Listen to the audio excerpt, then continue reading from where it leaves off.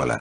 Si alguien escucha esta grabación que sepa que ya no estoy en el mundo, quizá a las futuras generaciones no las veremos o tal vez sí. Si las futuras generaciones nacen en guerras y tormentos, agradecerán no nacer en estos tiempos del 2120.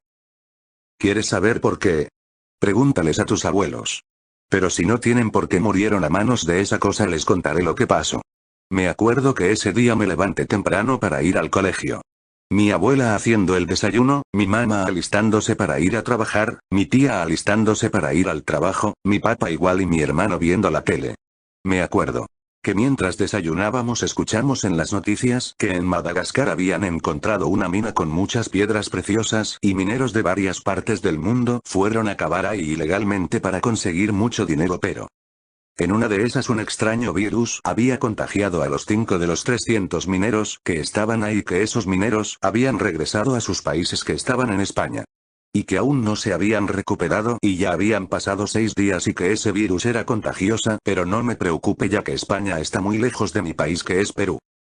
Ya que yo en ese tiempo era bastante egoísta y no me importaba lo que pasara en otras partes del mundo o a otras personas, y ahora me arrepiento mucho de esas actitudes que tenía.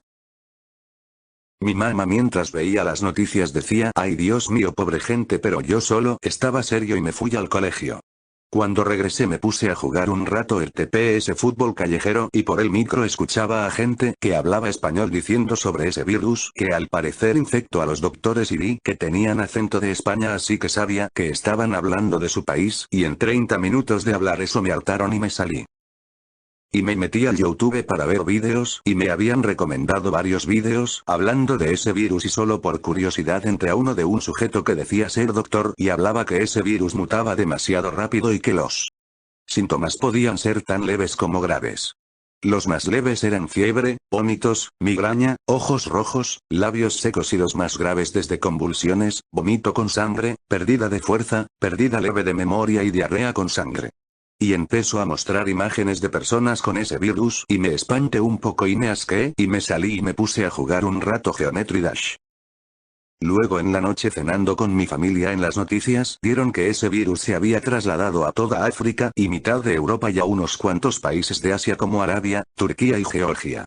Ahí fue donde me preocupé más, pero me dije a mí mismo: África está muy cerca de Europa y Europa conecta con Asia, así que sería normal, pero Oceanía y América no están conectados con ninguno, simplemente son islas gigantes, así que me tranquilicé un poco.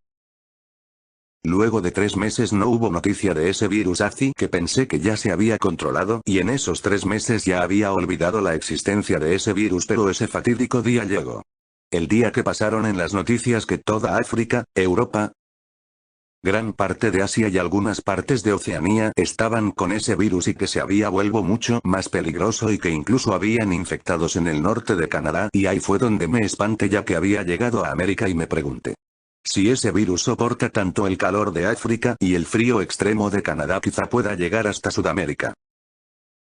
Luego de 5 días dieron una noticia muy aterradora.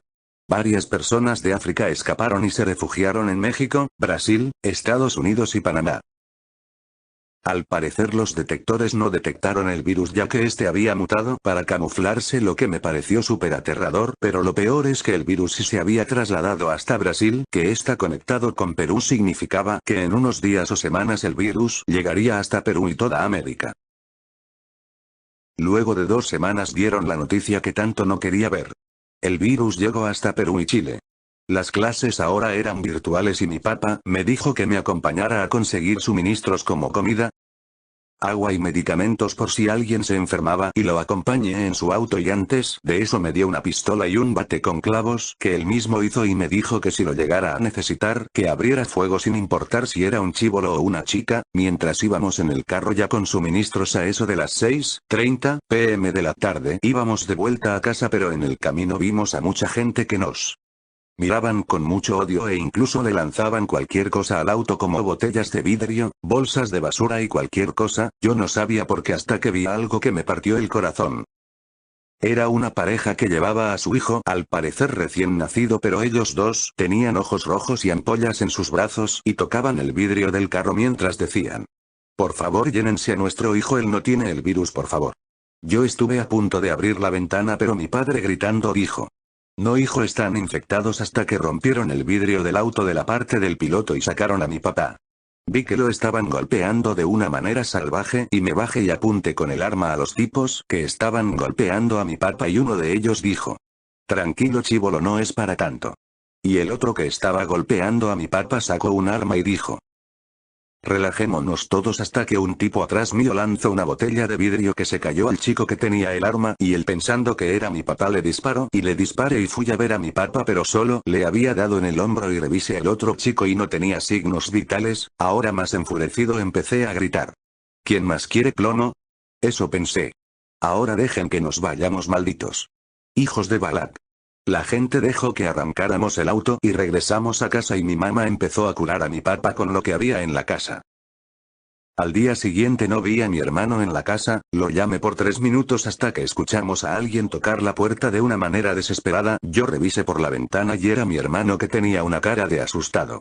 Le abrí y el paso rápido me empujó, cerró la puerta de golpe y me dijo que salió a tomar aire y que unas personas con máscaras y turbantes les dijo que habría un tiroteo y que será mejor que se escondan porque no tendrán piedad con nadie, pero esas personas tenían bultos en sus brazos y heridas en sus piernas, y fue ahí donde él dedujo que estaban infectados y corrió a la casa.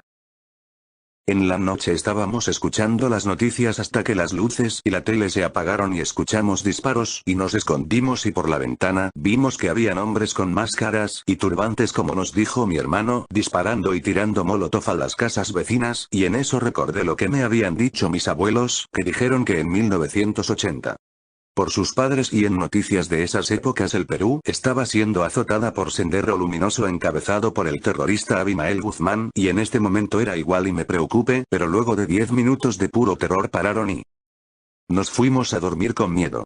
Al día siguiente mi padre arregló la luz y mi hermano tenía gripe ya que estaba tosiendo mucho y tenía los ojos rojos, y pensé que no había dormido por estar preocupado por el tiroteo de ayer, pero a los 3 días mi hermano empezó a vomitar y a tener calambres en su cuerpo, y yo, sabiendo que era por el virus, les dije a mis padres y ellos empezaron a dar los mejores sueros y medicamentos a mi hermano, pero no parecía mejorar hasta que dieron la noticia que me haría pensar que este sería el fin de la humanidad. El presidente de Rusia, Estados Unidos y Corea del Norte se habían contagiado desde hace un mes y no se habían recuperado, y que ninguna medicina hacía efecto, y pensé: si las personas más poderosas del mundo con los mejores medicamentos del mundo aún no se mejorar, esto es el fin para todos. Me fui a mi cuarto a sollozar mientras veía por mi ventana mi patio. Recuerdos vinieron a mí cuando de pequeño jugaba con mi hermano. Cuando aún era un bebé y con mis padres jugábamos a las escondidas y me escondía con mi hermano.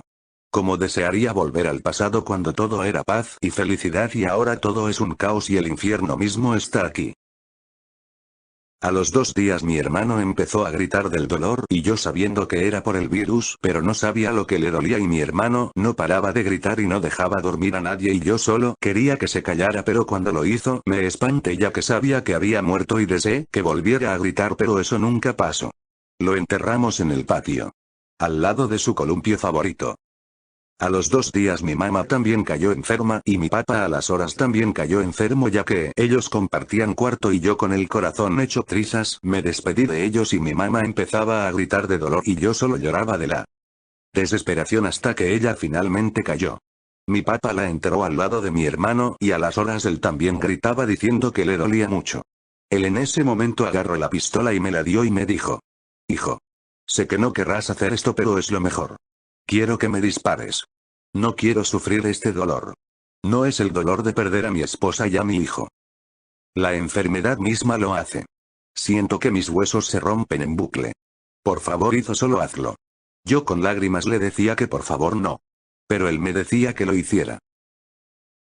Estuvimos discutiendo durante 10 minutos hasta que el dolor se hizo más fuerte y él gritándome me dijo que ya era hora. Yo con lágrimas le decía que no lo haría, pero él alzando mucho la voz me gritó: hazlo, y yo le disparé. Caí de rodillas llorando. No quería enterrarlo ya que me podía infectar. Pero al parecer no sirvió de nada, ya que a los 3 días me empezaron los síntomas también.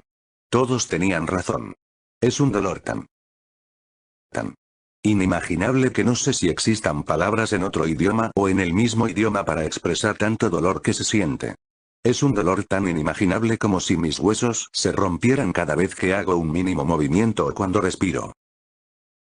Como pude me arrastré al cuarto de mis padres y agarré el móvil de mi mamá y el de mi papá y empecé a ver los vídeos de hace años cuando era un chibolo junto a mi hermanito en el patio jugando con mis padres. Empecé a llorar y me arrastré al patio otra vez. Tengo el arma ahora mismo. Sí. Lo que estás pensando lo haré, me voy a disparar. El dolor es tan feo. Que prefiero morir ahora a que se haga peor. Estoy grabando esto en una cinta para cuando el virus ya no sea un problema y alguien lo encuentre. Porque tengo fe. Espero ver a mi familia en el cielo aunque dudo que vaya al cielo ya que las personas que se matan por sí solas no van al cielo pero el dolor es tan horrible que prefiero hacerlo ahora que morir después. Si alguien encuentra esta cinta en el futuro por favor guárdala y públicala.